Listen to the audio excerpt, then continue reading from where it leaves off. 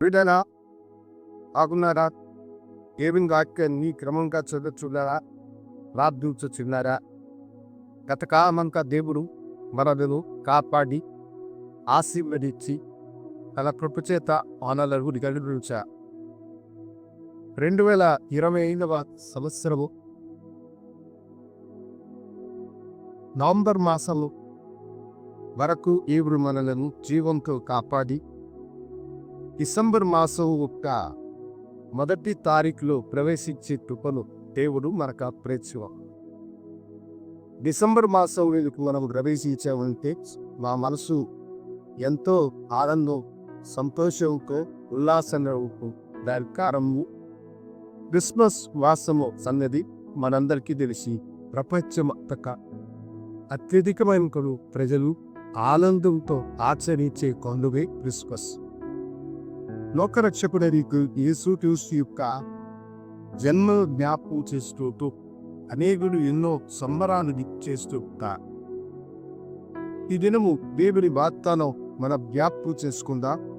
అపోస్తలుల కార్యగ్రంథ పుస్తకము 3వ అధ్యాయము 26వ నేను చదువుకుందా. దేవుడు తన సేవకుని పుట్టించి నీలో ప్రతి వాణిని వాని దుష్టత్వం నుండి మళ్లించుట వలన ఈమెను ఆశీర్వదించుటకు ఆయనను మొదట యొద్దకు పంపెను చెప్పారు. ఇక్కడ చాలా చక్కగా దేవుని వాగ్దానము మాకు అనుగ్రహించదు. దేవుడు తన సేవకుడైనటువంటి క్రీస్తును ఎందుకు పంపాడంటే మనలను ఆశీర్వదించడానికి. మనం ఆశీర్వదింపబడాలంటే మనం ఏం చేయాలి?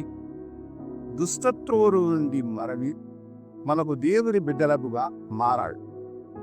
దేవుడు మనను ప్రతివాన్ని ఆశీర్వదించాలని చూస్తున్నా కనుక దేవుని ఆశీర్వాదము పొందుకోవాలని అనుకుని దేవుడు నిన్ను ఆశీర్వదించాలని అనుకున్నటువంటి ఉద్దేశము మీరు నెరవేరకే మొదట నీలో ఉన్నటువంటి దుష్టత్వం, దుర్మార్గ క్రియలను మీరు విడిచిపెట్టారు.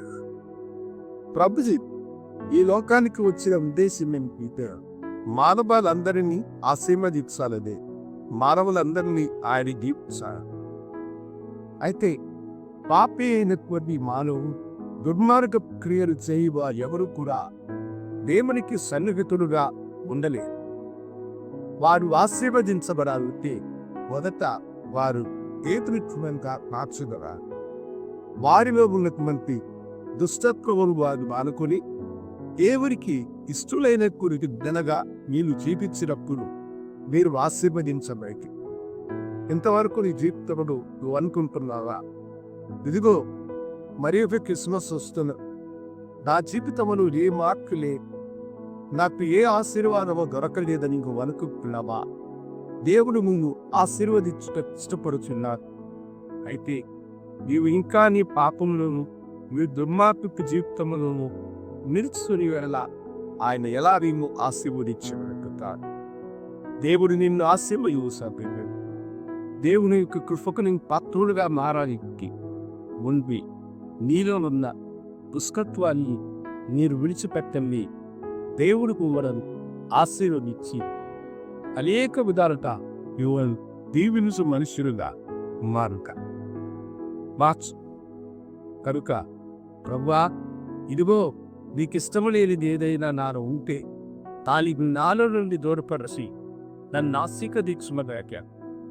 యాకోబు దేవుని సన్నిధిలో నన్ను ఆశీర్వదించమని అడిగినట్లు యాకోబుతో ప్రభు చెప్పిన మాకేక వ్యక్తి నీ పేరు యాకోబు అన్న పేరుకి అతని మోసంగా అతని జీవితంలో ఉన్న మోసాన్ని అతను ఎప్పుడైతే తీసుకొచ్చాడో అప్పుడే అతను ఇశ్రాయేలుగా మారిన దేవుని ఆశీర్వదించడానికి ఇష్టపడుచున్నాడు.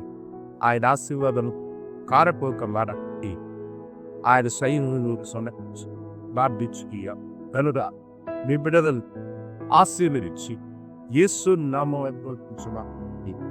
ఆమె శుభోదయం. మిమ్మల్ని దీవించుగాక. ఆమె